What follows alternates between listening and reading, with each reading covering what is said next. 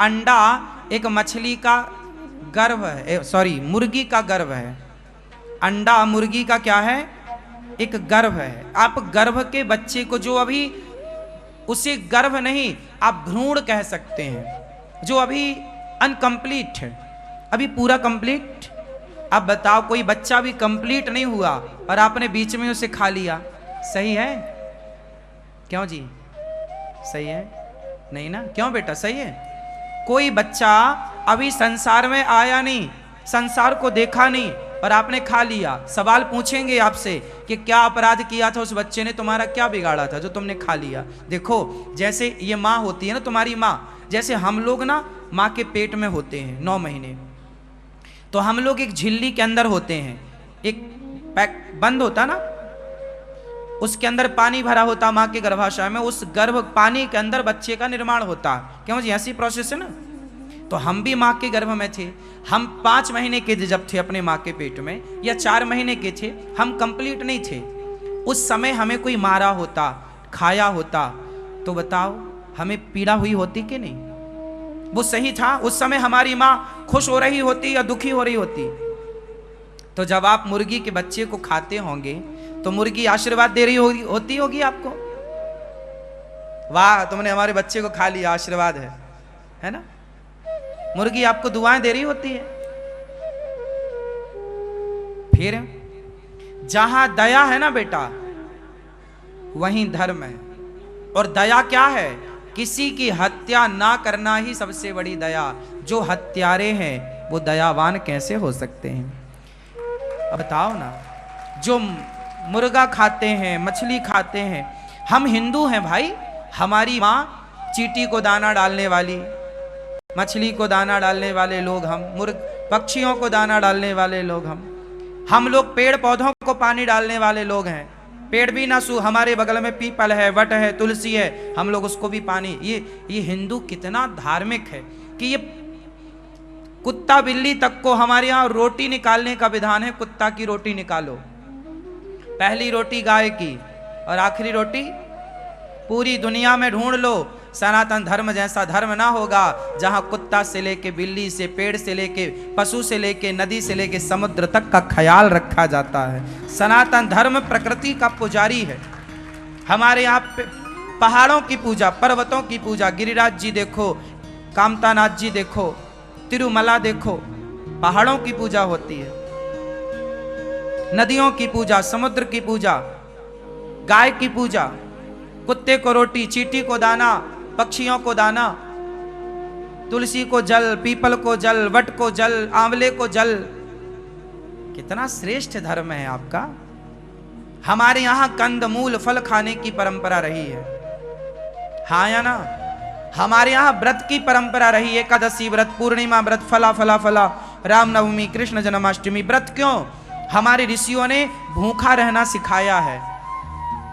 अब आज लोग कहते हैं व्रत क्यों रहे? अरे भाई, तुम्हारे बाप दादों ने तुम्हें भूखा रहना सिखाया है इसलिए कि कभी विषम परिस्थिति आवे तो भूखा रहना तुम्हें अभ्यास में रहे, तुम परेशान ना हो पाओ, इसलिए प्रैक्टिस बनी रहे कि भाई भूखा भी रहना पड़ता, भूखे रह लो। क्या खाना है? हमारे यहां व्रतों में क्या खाना सिखाते हैं? फलाहार, फल खाइए। या फिर निर्जला एकादशी आती है, निर्जला मीन्स कुछ नहीं, पानी पीजिए, नींबू पानी पीजिए, पर एकादशी एक ऐसी आती है निर्जला रहिए। मतलब जैसे हमारे सेना होती है, मिलिट्री होती है, उसमें कितना कठिन, वहां जब आप भर्ती होते हैं तो वहां की जो परेड होती है, जो ट्रेनिंग होती है, कितनी टफ होती है, कितनी कठिन होती है, हाँ या ना? वो कठिनाई से गुजारते हैं। 50 किलो वजन तुम्हारी पीठ में लाद के और दौड़ाएंगे, क्यों? ताकि तुम परिस्थिति के लिए मजबूत रहो, विषम परिस्थिति के लिए क्या रहो। ऐसे ही तुम्हारे ऋषि मुनियों ने तुम्हें सब सिखाया है, व्रत रहो। व्रत रहने से क्या होगा? मजबूत रहोगे, मजबूत रहोगे। भाई बिना खाए भी तो रहना पड़ सकता है। भाई सीता जी जंगल चली गई, सीता मैया वनवास चली गई, तो वहां पे क्या खाया होगा? कंदमूल फल। अभ्यास था, राम के साथ 14 साल गुजार चुकी थी मां भगवती, उन्हें अभ्यास हो गया था, इसलिए सुखद वो बचे हुए वर्ष, बचा हुआ समय जंगल में बिता पाई। इसलिए हर किसी के माथे में ये नहीं लिखा कि कल तुम्हारे साथ क्या होना, लिखा भी होगा तुम पढ़ कहां पाओगे, लेकिन हर परिस्थिति के लिए तैयार। हमारा सनातन धर्म कितना ख्याल रखने वाला धर्म है, हर परिस्थिति के लिए आपको रेडी कर रहा। फल खाओ, क्या खाओगे? फल। अंडा में क्या होता है? प्रोटीन होता है। केला में नहीं होता प्रोटीन, दूध में नहीं होता प्रोटीन, सोयाबीन की बड़ी में नहीं होता प्रोटीन। सबसे अधिक प्रोटीन कहाँ है? सोयाबीन में। केला खाओ भाई, दूध पियो, दही लस्सी मस्त। केला खाओगे आज के बाद, पर अंडा कान पकड़ो, अब नहीं खाना, है ना? क्या रखोगे? दया। अंदर क्या होगी? जहां दया होगी। सुनो, पानी जब बारिश में बरसता है ना, बताओ पानी जब बरसता है तो ठहरता कहां है? बताओ कहां ठहरता है? जहां सिमट सिमट जल भरहि तलावा। कहां भरता है पानी? जहां गहराई होती है। पहाड़ में भी पानी गिरता है, पर पानी भरता वहां है जहां गहरा होता है। जहां गहराई होगी सारा पानी सिमट के वहीं भर जाएगा। उसी तरह जहां दया होगी वहीं धर्म सिमट के आ जाएगा, जहां सत्य होगा वहीं धर्म सिमट के आ जाएगा। तो धर्म वहां जहां सत्य, धर्म वहां जहां दया। दया धर्म का मूल है, मूल जड़ नींव है। इमारत की नींव मजबूत होगी तो इमारत मजबूत होगी, ऐसे हमारी इमारत है दया। इसलिए दया कभी, तुलसी दया ना छोड़िए, तुलसी दया ना छोड़िए, जब तक घट में प्राण। भूखे रहना पड़े तो रह लो, पर किसी की हत्या ना करो। क्यों हत्या करें हम तो सात्विक जीवन जिएंगे। हमारे राम शाकाहारी थे, हमारे श्री कृष्ण शाकाहारी थे, हमारे प्रभु जिस राह पर चले हैं हम भी उसी राह पर चलेंगे, है ना? और देखो, हम भारत के लोग हैं, अमेरिका, लंदन, जापान के लोग तो खाते ही हैं मांस। उनकी मजबूरी भी हो सकती है कि वहां कुछ है ही नहीं खाने को। क्यों जी? भाई लंदन इत्यादि में तो कुछ नहीं है खाने को। अब तो व्यवस्थाएं सब कुछ हैं, पहले तो व्यवस्थाएं नहीं थी, मांस पर ही निर्भर थे। पर हम भारतीय लोग, हमारे यहाँ तो सब था। हमारे देश में बंगाल है, बंगाल में मछली चावल खाने की परंपरा रही है, वहां मछली चावल खाते हैं। पर मछली चावल कब खाते थे? जब आज से 100 साल पहले कोई ट्रांसपोर्ट व्यवस्थाएं नहीं थी, बंगाल में चावल होता था और वहां साग सब्जियां होती नहीं थी, वहां कुछ होता नहीं था। तो फिर वहां के लोग मजबूरन, जीना तो था तो मजबूरन मछली चावल, वहां मछली सुलभता से मिल जाती थी तो मछली चावल खाने लग गए।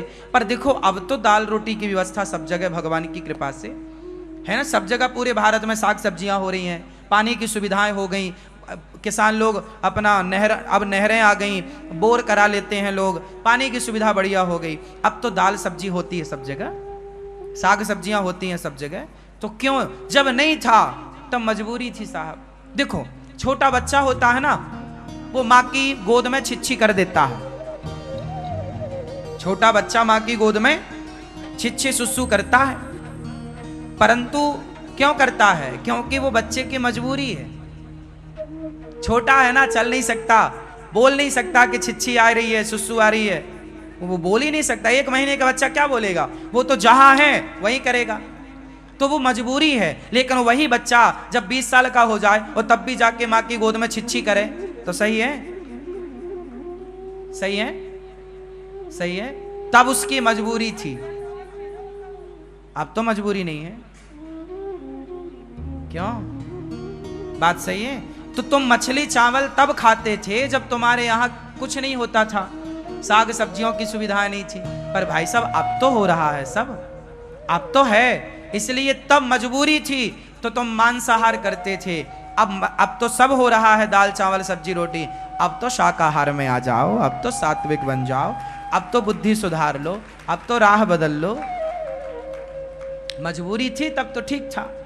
तो दया धर्म है। तो हमारा धर्म क्या है? दया। इसलिए हमारे धर्म का नाम है सत्य सनातन धर्म। हमारा धर्म क्या है? सत्य सत्य लगा है, सत्य ही हमारा धर्म है। ये है सत्य सनातन। सनातन मीन्स पुराना। सनातन मतलब होता है बहुत पुराने को सनातन कहते हैं। सनातन परंपरा मीन्स सबसे पुरानी परंपरा। गंगा कैसी है? सनातन है, अनादि से है। यमुना कैसी है? सनातन है। समुद्र कैसा है? सनातन है। सनातन मीन्स पुराना। कितना पुराना? सूर्य सनातन है, चंद्र सनातन है। जो पुराना है, जितने पुराने सूर्य चांद है, जितने पुराने भगवान राम और कृष्ण हैं, उतना पुराना ये धर्म है। राम भी इसी धर्म में बाद में आए, राम के पहले से सनातन संस्कृति है। हाँ या ना? ये वो धर्म है जहां अहिंसा की बात है। हमारे देश में एक राजा हुए हैं, नाम है शिवी। शिवी की गोद में एक तोता आके गिरा। एक वहां से बहेलिया पक्षी पकड़ के जंगल से ले जा रहा था। उसका पिंजरा खुला, पक्षी उड़ गया। उड़ के डर के मारे वो राजा की गोद में जाके बैठा। बहेली आया, कसाई आया, एक राजन महाराज, ये जो आपकी गोद में पक्षी है ना, ये हमारा है, इसे दे दो, हम इसे पका के खाएंगे। राजा बोले ना, ये मेरी शरण में आया है और मारने वाले से बचाने वाला बड़ा होता है। मैं नहीं दूंगा क्योंकि ये मेरी गोद में आके गिरा है, मैं नहीं दे सकता। महाराज ये तो बड़ा अन्याय कर रहे हैं आप, मेरा पक्षी आपकी गोद में गिर गया तो क्या आपका हो गया? राजा बोले ये मेरी शरण में आया, मैं मार नहीं सकता इसे। तू ले जाएगा तो मार देगा, मैं मरवा नहीं सकता इसे। पर महाराज आप कैसे राजा हैं? आप फिर न्याय कीजिए कि मेरा पक्षी आप रख लेंगे तो मुझे क्या देंगे? राजा बोले कि अच्छा तुझे मांस ही तो चाहिए? बोले हाँ। तो एक काम करता हूं, मैं तुझे मांस की व्यवस्था कराता हूं। अब शिवी किसका मांस देते? किसी का भी देते तो हत्या करनी पड़ती। तो राजा शिवी ने एक तराजू बांधी, एक पलड़े में उस पक्षी को बिठाया जो गोद में आके गिरा, और दूसरे पलड़े पर अपनी जांघ का अपना मांस, तलवार निकाली अपना। देखिए ऐसा राजा कि एक पक्षी के लिए अपना काट रहा है, किसी और को वो चाहता तो कितने मुर्गा कटवा देता, कितने बकरा कटवा देता, राजा ही तो था। लेकिन नहीं, ऐसे ऐसे राजा हुए हमारे देश में कि एक पक्षी के लिए अपनी जांघ का मांस काट के रखा, पर वो पक्षी का वजन उस मांस के टुकड़े से ज्यादा था। तो राजा ने दूसरी जांघ का मांस काटा, फिर भी पक्षी का वजन ज्यादा। वो पक्षी माया भी रहा।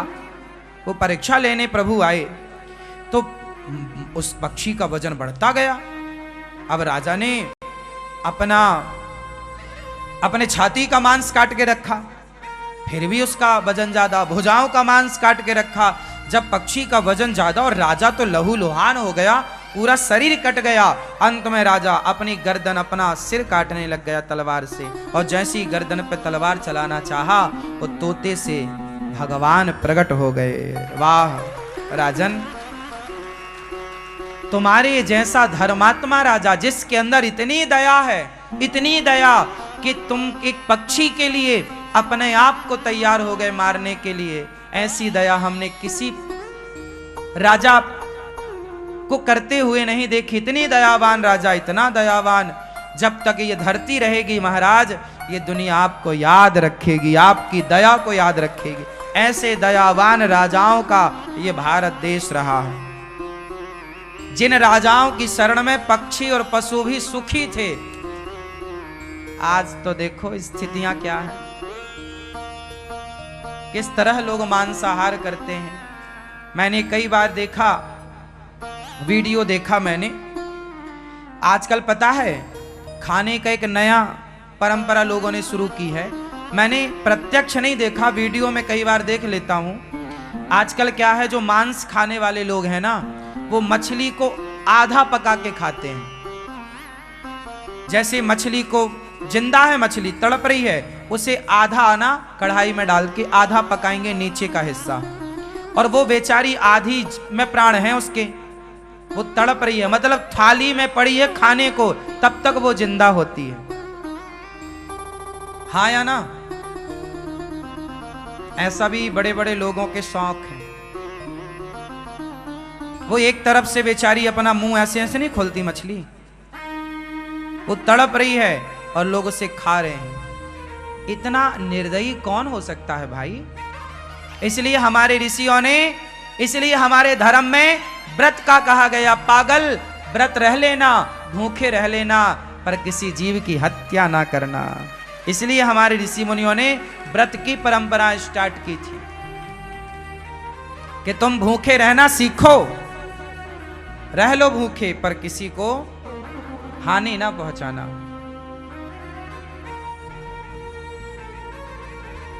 इतना निर्दयी आज कौन हो सकता? ये जो कुत्ता है ना आपके गलियों में, कुत्ता, क्यों कुत्ता समझते हो ना, जो अपने गलियों में कुत्ते होते हैं। मैं नागालैंड गया कथा सुनाने बहुत पहले, तो वहां मुझे कुत्ते नजर नहीं आए। मैंने पूछा कि भाई यहाँ कुत्ते नहीं हैं? बोले महाराज जी यहाँ के लोग कुत्ता खा जाते हैं। वहां पर ना चाइना में और तमाम देशों में कुत्ता खाया जाता है बड़ी शौक से, और उनको पकाने का जो प्रोसेस है ना, बड़ा, देखिए हिंदू धर्म कितना बढ़िया धर्म है।